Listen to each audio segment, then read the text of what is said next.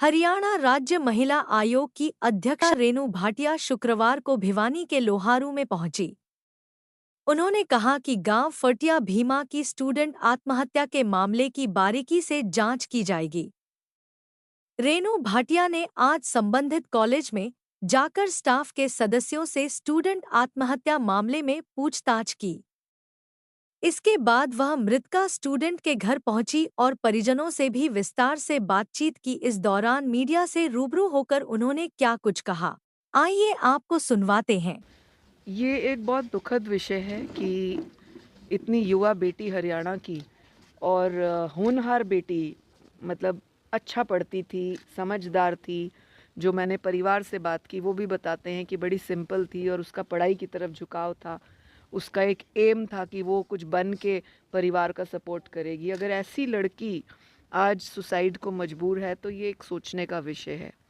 यहाँ पर विज़िट करने से मुझे दो विषय सामने आए।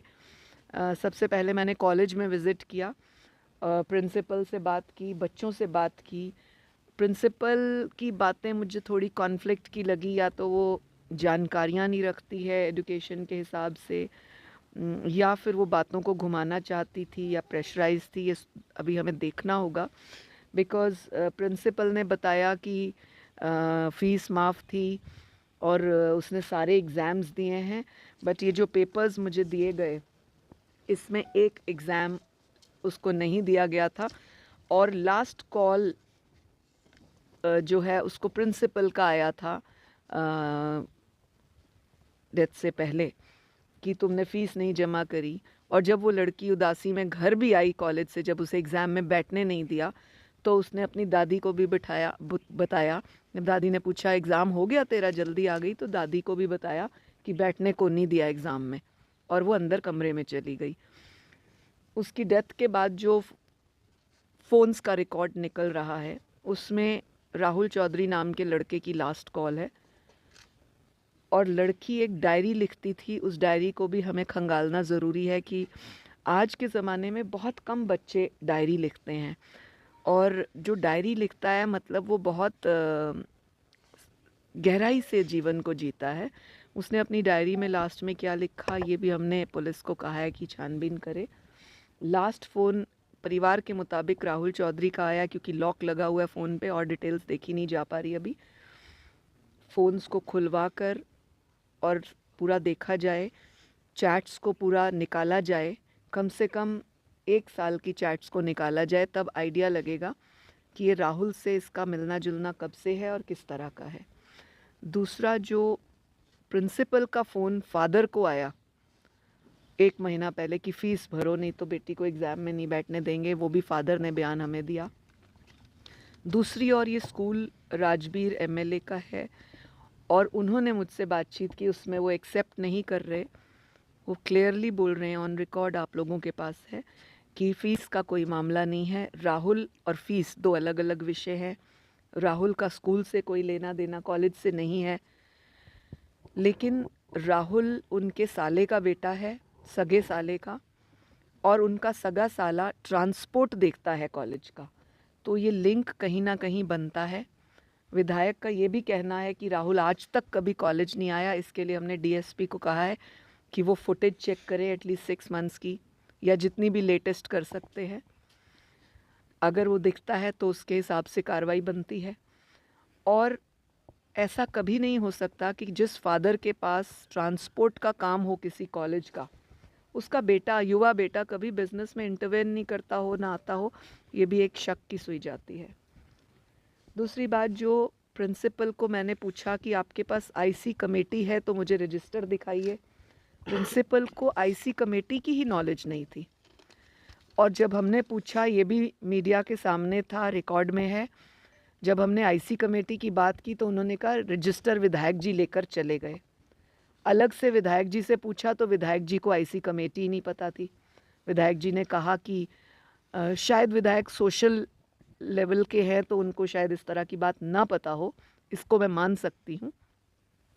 लेकिन प्रिंसिपल और विधायक की दोनों की बातों में कॉन्फ्लिक्ट है, तो ये सारी चीज़ों को देखना ज़रूरी है। ये एजुकेशन नॉर्म्स के अंडर भी आता है कि आईसी कमेटी नहीं है, गठित नहीं हुई, और उसको घुमाने का प्रयास किया। दूसरा, फ़ीस का जो मामला है, 55 बेटियां इस कॉलेज में एससी कोटा की हैं। फर्स्ट ईयर और सेकेंड ईयर का ऑन रिकॉर्ड मुझे बच्चियों ने बताया कि हमने फ़ीस भरी है 11,000, जबकि एससी कोटा माफ़ होता है। तो ये अपने आप में एक विषय है कि एक और इलेक्शन के दौरान प्रिंसिपल और विधायक जी ये बोल रहे हैं कि हम बच्चियों से फ़ीस ही नहीं लेते, और जब तक मैं जीवित हूँ नहीं लूँगा। बाद में लेंगे नहीं लेंगे अलग विषय है, पर एससी कोटा में उन्होंने जो भी रिबेट्स होती हैं, जो भी एजुकेशन के अंडर नॉर्म्स आते हैं, वो उन्होंने फुलफ़िल नहीं किए। इसको एससी के चेयरपर्सन ने भी पूछा हमारे सामने ही। तो इसकी पूरी तहकीकात होनी चाहिए, खंगाला जाना चाहिए, क्योंकि अगर वो अब फ़ीस माफ़ करने की बात करते हैं तो उसको पॉलिटिकल लिया जा सकता है कि इलेक्शन के दौरान उन्होंने ये बयान दिया। तो मैम इतनी खमें मिले तो क्या लगता है कि कॉलेज की मान्यता रद्द होनी चाहिए? अभी एज वुमेन कमीशन जो 2-3 पॉइंट्स हमारे अंडर पड़ते हैं, उनकी मैं पूरी तह तक जानकारी लेना चाहती हूँ, जिसके लिए मुझे डीएसपी को समय देना पड़ेगा कि वो मुझे उस डाटा को दें जो उनकी चैट का था, जो फ़ोन कॉल्स का था, फादर की फ़ोन और प्रिंसिपल का नंबर आया है कि नहीं आया, वो लें। प्रिंसिपल ने फादर से क्या बात की उसका वर्जन लिया जाना चाहिए, क्योंकि फादर कहते हैं फ़ीस की बात की। फादर एक मज़दूर हैं, छोटा सा कॉन्ट्रैक्टर है, जिसका लगभग 1-1.5 साल से काम नहीं चल रहा, ऐसा मुझे बताया गया।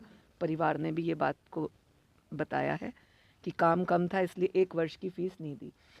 2023 की जो रसीद है वो लास्ट रसीद है। 2023 से 24 तक जो फ़ीस नहीं भरी उसके लिए उसे पॉइंट आउट किया गया था, जिस वजह से वो लड़की परेशान हुई।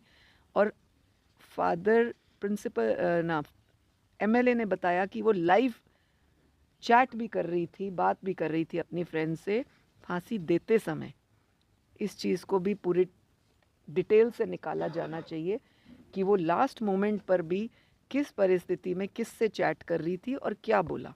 ये निकलना बहुत ज़रूरी है। यहाँ से स्पष्ट होगा कि उसने अपनी ज़िंदगी ख़त्म फ़ीस की वजह से की या राहुल की वजह से। महिला आयोग के अंतर्गत ये दोनों विषय आते हैं। डिटेल पूरी आ जाने के बाद फैसला लेंगे। तो क्या लगता है मैम, विधायक का भी इसमें कोई रोल हो सकता है, क्योंकि यहाँ पर राजनीति भी देखिए, हो रही है, विधायक प्रदर्शन मालिक है कॉलेज का, ये रोल तो है। बच्ची ने विधायक को फ़ोन किया कि मैं फ़लाँ की पोती बोल रही हूँ, मेरी फ़ीस की वजह से मुझे एग्ज़ाम नहीं देने दिया, ये परिवार ने बताया है, उनकी दादी ने बताया है।